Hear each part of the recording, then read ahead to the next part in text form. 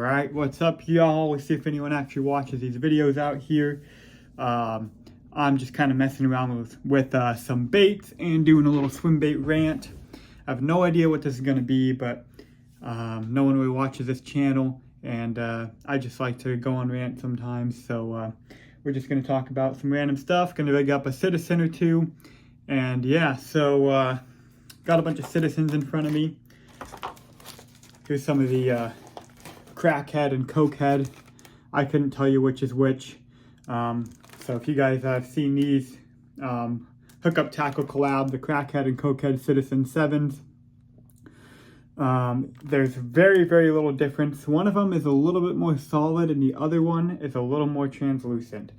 That is the only difference. These ones I haven't even rigged up.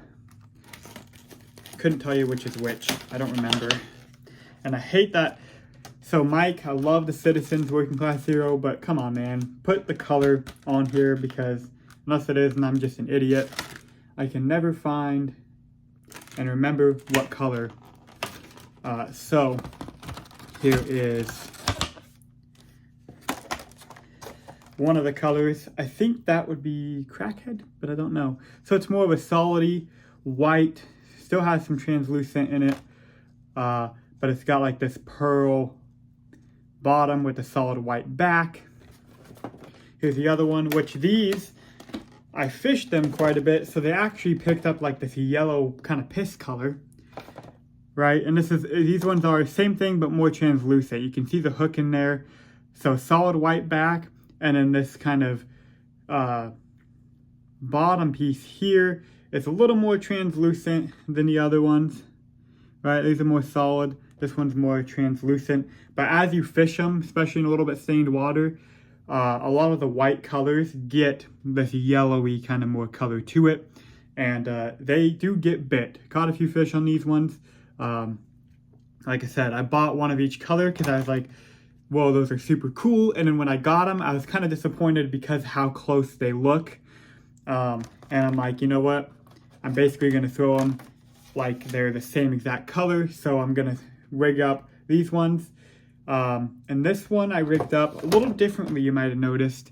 This one I do not have a beast hook on. And then I have the other one in this pack rigged up with the traditional weighted beast hook. I guess I shouldn't have said not beast hook, but this one's got grass all over it too. I was fishing it through grass. What I was doing with these, as you can see, the weighted and then the unweighted, and if you can see, there's a couple nail weights stuck in the fins. What I did with these is, in the springtime, later in the spring, we had a lot of grass coming up. And so I was fishing these through the grass, like shallow 4 to like 6 feet of water, with grass coming up through the top. And with the beast hook, what was happening with the weighted beast hook is I was getting stuck in that grass a lot more. You can even see there's some evidence there, grass kind of stuck on this bait. And so what I did was I rigged up a non-weighted beast hook and then a little bit of nail weight in there, just enough to balance this out. So these baits were designed, Mike Gilbert designed them to crawl on the bottom, right? Throw them out there, let them hit bottom, and kind of just crawl them real slow, right? Use a real slow gear ratio reel, just crawl them on the bottom, get that tail wiggling, and you get thumped. And the bite on these baits is incredible. The way that the fish eat these, and I'm up north, so I'm fishing northern strain bass. My biggest bass is just over 6 pounds. My brother's biggest bass is a 613. So that's kind of our bigger end fish here. Obviously, our state record's 12 pounds, which is double 6 pounds. So there is big fish out there. But for me, I fish a lot of bank fishing. I don't have a boat. Sometimes I'll jump in like a little John boat or something. But I'm looking to get a kayak maybe sometime. So that will help me get out there. But a lot of times I'm shore banging smaller lakes that I can get around with, they have shore access to. And some ponds, but pressured ponds, not your like, oh, private stock ponds. No, like I fish these really stupid city ponds that get pounded and the fish are really tough to catch. So if I catch a 3 to 5 pounder out of one of those, that's a really nice fish. So the way that they eat these things, they just come up and dunk. I mean, it's a, reeling that thing and it's dunk. He hits that thing. So really fun bite. So I had the weighted one for keeping it down deep, doing that slower retrieve. But when I was fishing at kind of the top of the grass, I was rigging a non-weighted beast hook with just enough weight in it to keep this thing able to stabilize and still kick at a slow speed, but keeping it up above that grass. And they were coming up out of that grass. And I don't know if there's teeth marks, if you guys will be able to see some of the marks on here, probably not with the lighting, but and they haven't gotten chewed. Like, I obviously in the north I can't swimbait fish year round most of the time. I really hit it hard in the spring, that pre-spawn, like middle of March for me, March or middle of March depending on the weather, till like the beginning of May. Once they start really spawning, I try not to fish because I'm bank fishing. So a lot of times I'm fishing right over spawning fish up on the bank, and I try to leave those fish alone, and it's not fun for me to sit there and drag a bait over a bed, right? Everyone has their opinion. People, especially swim baiters, get really like, oh, don't bed fish, leave those big fish to spawn. I say, as long as you're following your regulations, your rules, they manage these bodies of waters, Fish and Wildlife does. So, you can kind of do as you please as long as you're not breaking the law. But I choose kind of not to bed fish very much. And so once these fish start spawning, there's no way to really throw these swim baits around up shallow without kind of targeting spawning fish. So I kind of go more towards like salmon fishing.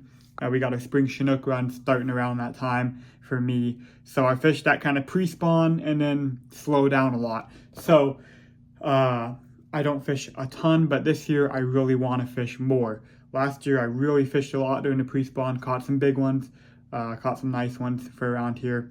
And so this year I really want to start hammering it more. Going into winter now, so I've got a couple months to rig up, get everything ready, do some steelhead fishing, and then we're going to hit it hard for bass this spring. So that is a really cool setup. I really like that. I was experimenting with the non-weighted beast hook, just enough nails to keep it balanced, and that thing was working really good for me. All right, so hook sets with these baits though, there was a learning curve, let me tell you. These Citizens, a lot of times, especially if they're not a big fish and I'm throwing like a 7-inch, you gotta let them eat it.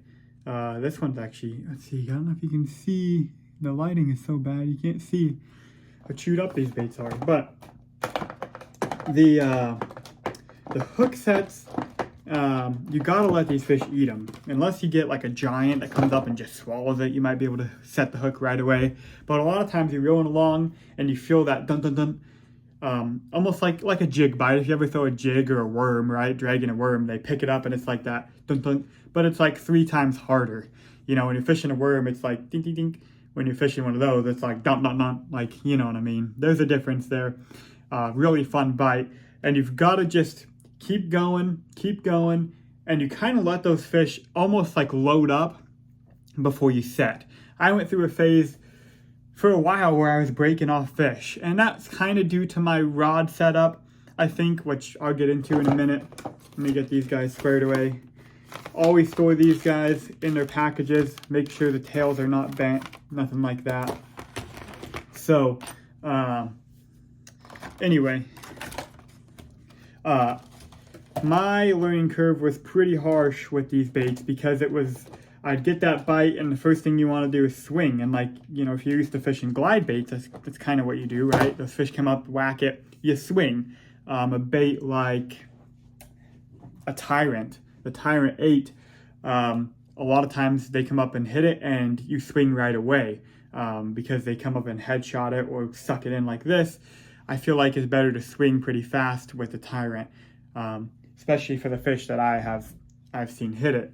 But I'm still learning the Tyrant a lot. I've only thrown it a few times, gotten a few bites, and missed the fish. So I'm still kind of learning on the Tyrant right now.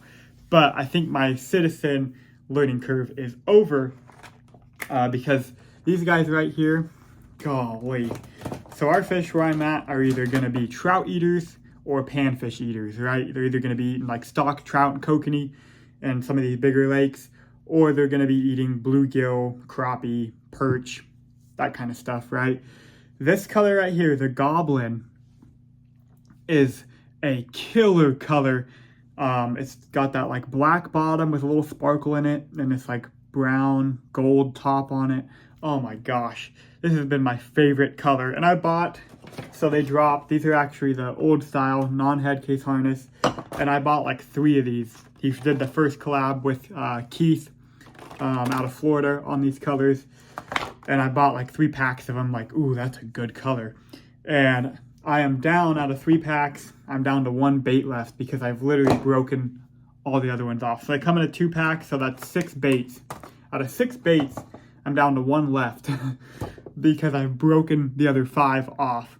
One of them was on a snag, and the other ones were on fish. And that's because I was really learning that, number 1, you cannot slackline these fish, especially with a stiff rod. So, sorry if there's little cuts in this video. My wife keeps texting me. So I have my soft bait rod is, I don't know why I took that all the way off because you're not going to be able to see the rod anyway. The Dobyns Champion 807. The 807 is a broomstick. I mean, it's got a little bit of flex up here, but it takes a lot to flex this rod, right? Like that's a lot of force right there to flex this rod. And it doesn't flex very far, like this first like quarter-ish of the rod up here, and then it's all backbone in this rod. Sorry for the messy background, you guys. I try to be clean, but you know how life is. So anyway, it's a very stiff, very raw, very heavy rod, the 807, and it's rated 3 to 10 ounces, which Dobyns overrates their rods in my opinion. 3 to 10, it's really good at throwing like those 3 to like 5 ounce baits, right? So like these Citizens are what? Let's see, a 7-inch Citizen, 2.5 ounces. A 7-inch Citizen, is that unrigged? Probably unrigged, right? 2.5 ounces. So like a 7-inch Citizen, once you get it rigged up there with a 1/2 ounce beast hook, it's probably like 3 ounces. Maybe throw some nail weights in it, trying to get it down deep with a 3/4 ounce. You might get it to like 3.5, maybe 4 ounces at the most. So the 7-inch, I feel like the 807 throws it really good. Now with a stiff rod like this and fluorocarbon, which I've gone through a lot of different fluorocarbons and I've broken off fish on different ones. I'm going to try the FC Sniper because that is what I think a lot of people are using now. And I thought I'd try it, but I've done the Abrazex. And the Abrazex to me was just such a stiff line with the stiff rod.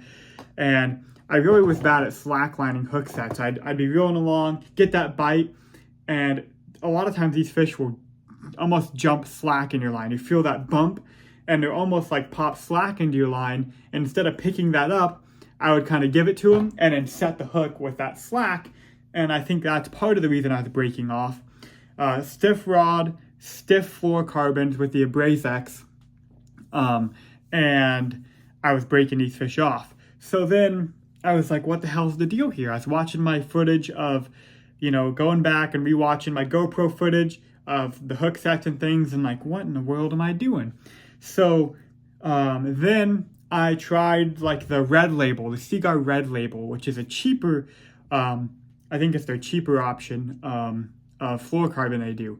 And I like that stuff okay, it just didn't last very long, which in the cheaper fluorocarbon, that's what you get, right? These companies will make their higher end fluorocarbon, which is usually more abrasive resistance and will last longer. And then they make like a cheaper version that doesn't last as long. It gets really chalky feeling after a few trips, right? And it gets brittle faster. And that's what happened with the Red Label. Well, then I was like, okay, when I was flipping jigs around, you know, I don't have much conventional stuff nowadays, but when I first was bass fishing, I loved fishing jigs, which I think is why I love fishing Citizen so much, because it's kind of like fishing a jig in some ways. But I used Invisex a lot. I used like 15-pound or 20-pound Invisex, flipping like, you know, 3/8 1/2 ounce jigs around docks and things and laydowns, and it worked really good for me. And it has a little bit more stretch than the Abrazex, right? And it's supposed to be a little more invisible, so I was like, all right, I'll give that a try. I didn't break off, well, I might have broken off one fish, actually, with this. I don't remember. I did break off a good one not too long ago, and I can't remember if I had this or if I had like a Brazex. But this worked pretty decently. The Invisex has a little more stretch to it, but I realized after breaking off, 4 or 5 fish on Citizens, that my issue was because my rod is so stiff, fluorocarbon so stiff, and then I was slacklining, so I basically was, get that bite, I'd kind of give it to him, instead of checking that reel or keeping that steady retrieve, I'd kind of give him, drop my rod down, and it would be slack, and then I'd just give it the beans. I set the hook hard on these swim baits. I'd give them the beans, and pop, they'd break off. And one of these fish is actually really cool. I wish I would have got this one on a GoPro. I set the hook and pop, there goes my line. Where I was like, oh crap. Well, I was bank fishing and I was standing up a ways on the bank trying to be stealthy. Well, my line, I see it slithering off of the bank. So I run over there, grab my line, and actually hand line this bass in. So that one I actually saved a Citizen on.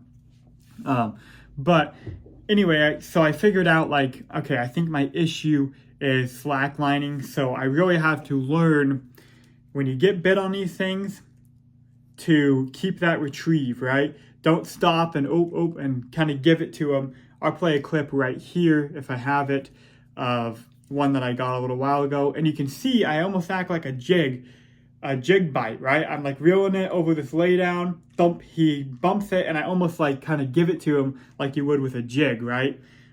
You know, when they pick up a jig, you're kind of like, oh, give it to him for a second and swing, and that's what I kind of tried to do.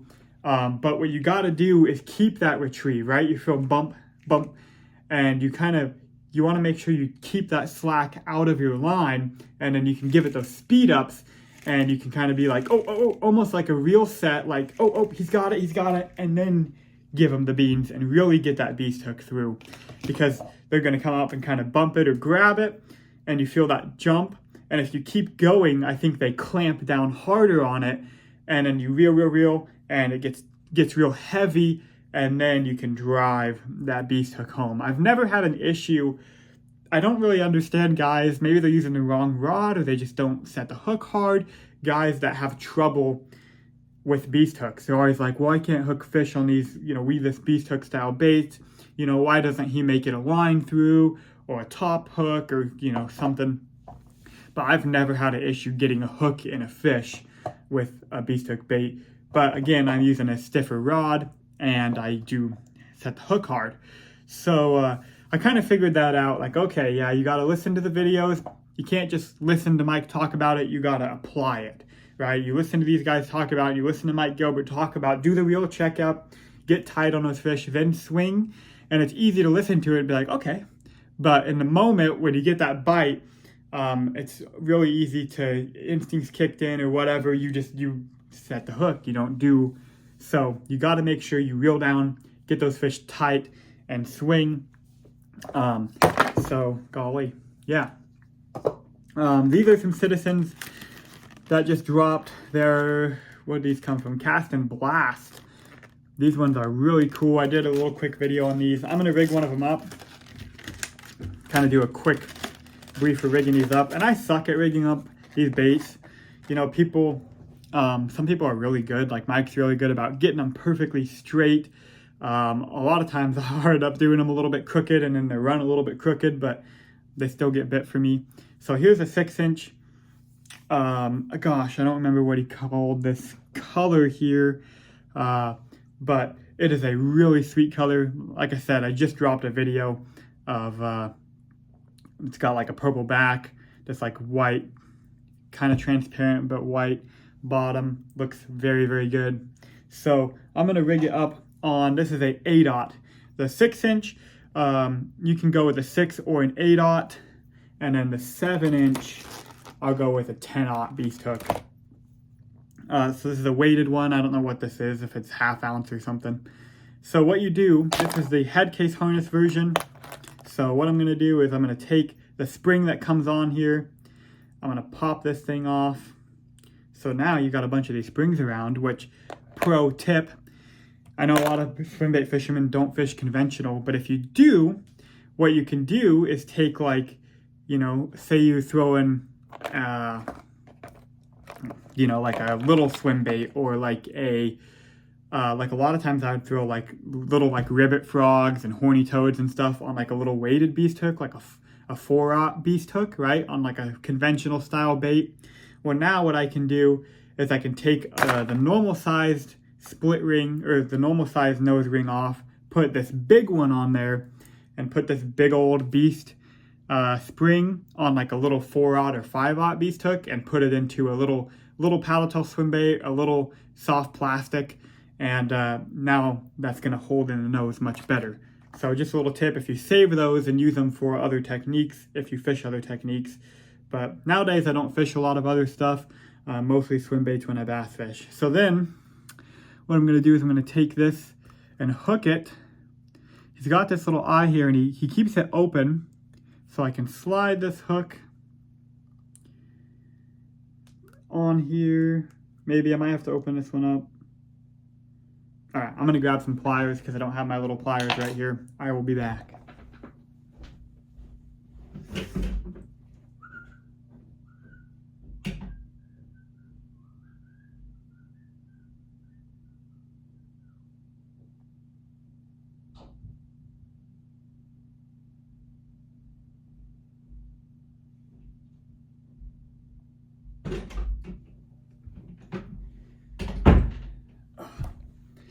All right, I'm back. I'm trying to do this kind of as raw and uncut as I can, just because that's what people seem to like nowadays. So anyway, I bought these little pliers, these little Cast King pliers, specifically for my citizens, because they work really good. They fit in these little nose rings. So I'm going to open it up just a little bit more there. And you don't want to be tweaking these a bunch. You don't want to sit there and back and forth, bend, open and close, because I feel like it's going to eventually weaken that up. But just bend it just enough to get that in there, and then I'll close it. And same thing, I don't want to smash this down too much. I just want to close it enough to where it's not going to pop out of there, okay? And then what I do is I twist. Now, if you watch Mike Gilbert, he twists it like pretty deep in there. But I feel like if you twist it too deep in there, then it hits right here on the nose hard, and sometimes it can kind of make your bait a little wonky. So I don't like to twist it in too much. Might twist it out a little bit like that. And then it's all about just lining it up. So I kind of pop it through. There's a little belly cavity there. Kind of push it up in there like that. Up in that cavity. And then, like this one is more, you guys can't really see, it's a little bit more transparent, translucent. Gosh, I wish you guys could see, like I can see that hook in there a little bit, which makes it really easy. If you can see the beast hook inside of there, it's a little easier to rig it straight. So I slide it up like this and try to get this hook up in there and figure out, I kind of feel around and figure out where that hook needs to poke through and try to center it. And kind of have an idea. And boom. There we go. And you can see that's probably not actually centered super perfect, but it'll swim good enough, right? And this is the 8-aught beast hook, so it does sit a little big. The 6-inch one, is this a 6-inch? Or a 6-aught, I should say. This is probably a 6-aught. You can see the difference there. And the color as well. This dark bottom here really allows that hook to blend in better. This like light white color, the hook kind of sticks out a little more.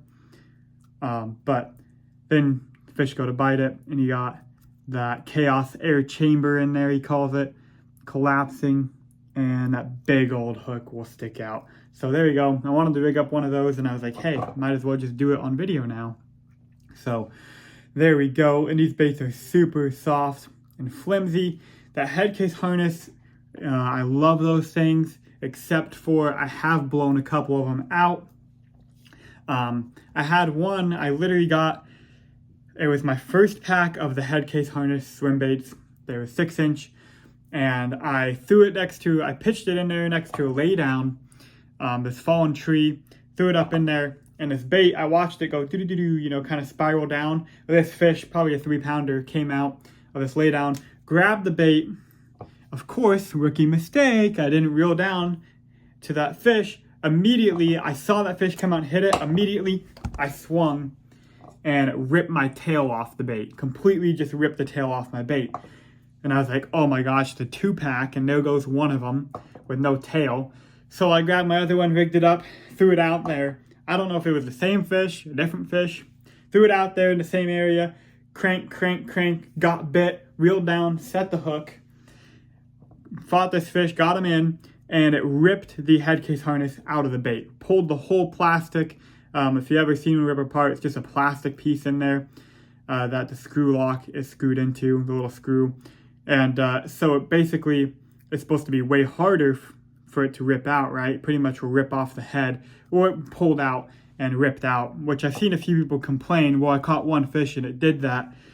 But it's just part of it, you know? Soft baits, if you're gonna fish a soft bait, you know, a torn up soft bait is part of it. Just like any plastic, you buy a bag of Senkos, you know the Senkos aren't gonna last forever, you know, you're gonna go through them. So, and I know these are more expensive, but that's just part of it. You want a good quality bait that's gonna get bit, it's just part of it. And he did his best. He could have easily left how they used to be, the old style with the screw in there. You got to screw it in, right? He could have easily left it like that for the market, for us swim baiters out there, and he could have never changed it.